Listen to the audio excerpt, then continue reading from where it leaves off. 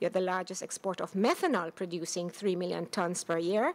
And I note that there is a call for you to introduce methanol as a transportation fuel. I don't know if this is going to be very is going to be pushed, but I did read it in the one of your newspapers this week.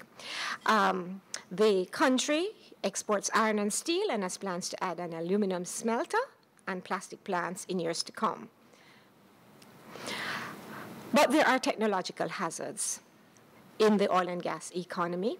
You have energy in the production and distribution of energy, the issues with safety across pipelines, your industrial estates and your locations to centers of populations, material hazardous leaks, explosions, potentials for these. And these are things that I know that you have very good standards and monitoring by the Ministry of Energy and other agencies, and self-regulation too by the large players. So here you have we have shown you a picture of your own NG buried gas pipeline, and so you are taking the necessary HSE steps, and a photograph of your own Point Lisas, I think. Again, those are some of the best pictures we could acquire. Now, energy has become increasingly prominent on the national and international agendas, given the concerns of climate change and its impact on sustainable development. There's an imperative for us to reduce our carbon footprint and to implement adaptation strategies, because it is recognized that as Annex II countries in the Kyoto Protocol, we are not under any compulsion for a set target, but we are self-regulatory.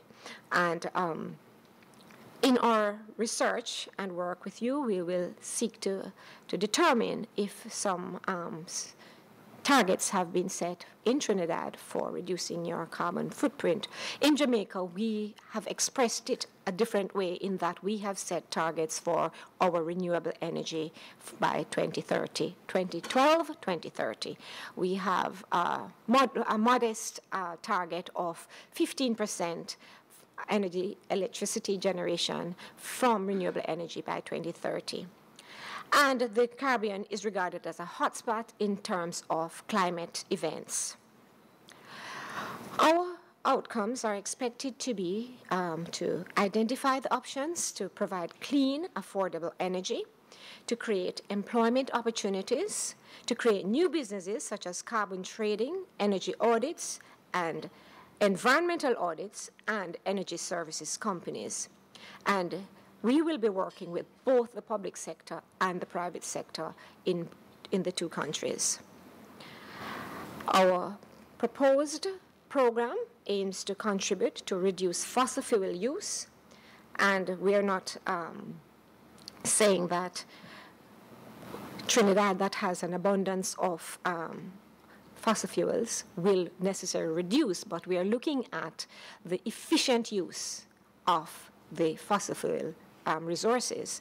And a simple example would be, you have an abundance of affordable energy, but you can even make better use by using efficiency methods in your businesses, whether it's through simple things like your compact fluorescent lights. And I think Mr. Horton will speak extensively on the other things businesses can do to reduce their energy consumption. We'll be looking at utilities and private investors to economically develop renewable energy projects like wind, biomass for power generation while reducing our greenhouse gas emissions.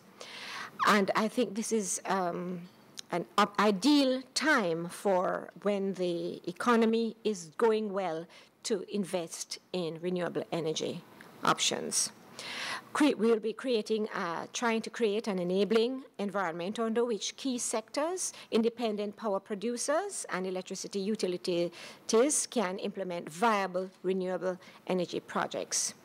Of course, there is big business in diversified energy mix. And this is something that we would want to encourage the private sector in Trinidad, especially, to invest in renewable energy options. We will be looking at what changes, what gaps exist in the energy legislation and policies, and to see how best we can make recommendations for improvement. And of course, there will be the capacity building measures. We have certain barriers to renewable energy development in the Caribbean, mostly policy related, although there are draft policies now in Jamaica, and I understand in Trinidad for renewable energy. There is a barrier to renewable energy financing because the initial investment is high, remains high. There are human resources challenges as well as institutional capacity challenges. And there is also a barrier in terms of awareness and information out there about renewable energy. In summary, what we will do a desk and field research, various methods to be engaged in our field research. We will have our stakeholder consultations, and we hope, as I said, this will be also, it's a launch, but we also would regard this as an important consultative process. We will do our diagnostic and analytical review. We will prepare our findings and presentations at the conference, which Mrs. Young has indicated will be held in Trinidad in mid-next year. And we will be seeking to develop an energy and environmental management policy framework and action program for the private sector in Jamaica and Trinidad and Tobago, which could be Caribbean-wide. But this is very important for the participation of the private sector as well as the public sector, because although we are targeting the private sector, it is the public sector that makes policies, regulations, and laws. So I thank you very much.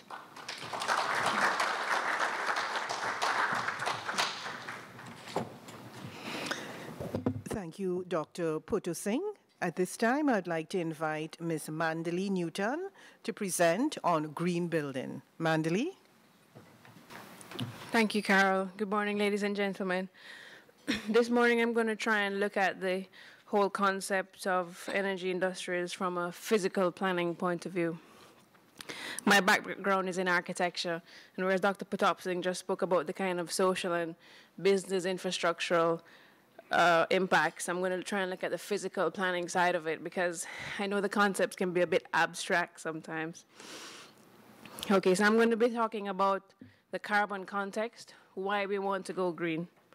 I'm going to look at how to do it, or try to look at how to do it, looking at the triple bottom line, which I'll go into later, cost versus value, the green CNA, which is a green capital needs assessment, and benchmarking. I'll talk very briefly about LEED, which is a fantastic business opportunity. It's one of the regulatory frameworks in North America now, which is picking up a lot of investment opportunities, actually. And then I'll try to look at a case study to put things in perspective. Excuse me. I must apologize for my voice. I'm fighting a cold this morning. All right, the carbon context. Global carbon dioxide emissions for 2009, we're looking at about 8,400 million metric tons. What does that mean, really? Well, we came up from 8 million in 1800, jumped to about 500 million in 1900, and then between 1900 and 2000, we made quite a jump to about 600 to 800 million metric tons. And you can see within the last decade, that's kind of multiplying exponentially. And it's quite something to be concerned about.